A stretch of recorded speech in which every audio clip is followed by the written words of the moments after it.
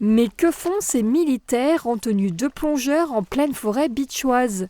Ils se préparent à un exercice d'envergure Weaver Shadow 25, la 3e édition. Une semaine passée sur le camp militaire de Beach prêté pour l'occasion. Objectif, neutraliser un poste de commandement ennemi. Après avoir été héliporté plus tôt dans la matinée, place maintenant à la 2e phase, ici sur l'étang de Aspesheet. Seul site en France adapté à ce type d'entraînement mené ici par la brigade du génie et le 1er régiment étranger de génie.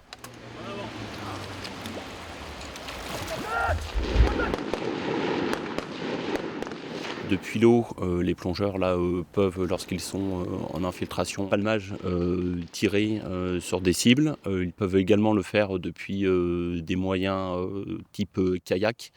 Et on peut également le faire avec des moyens plus mobiles, les embarcations à la fluviale du génie, qui peuvent également le faire avec des moyens plus lourds.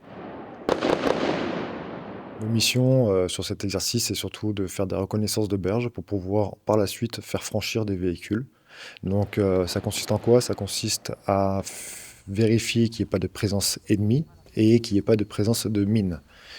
Les plongeurs de différents régiments sont divisés en 3 groupes.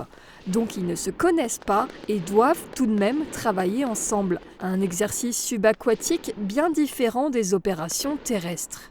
On va favoriser une infiltration aquatique pour être beaucoup plus discret. Donc ça consiste aussi à avoir du matériel spécifique, des appareils de plongée, du matériel pour pouvoir éviter d'avoir froid, donc des charges beaucoup plus lourdes que du matériel lambda qu'on pourrait avoir sur des missions terrestres.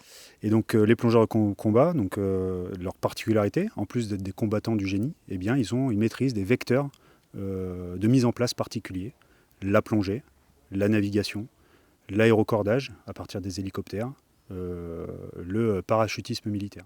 Une 60aine de plongeurs de combat de 7 régiments de génie de l'armée de terre ont participé à cet entraînement sur le camp militaire de Beach.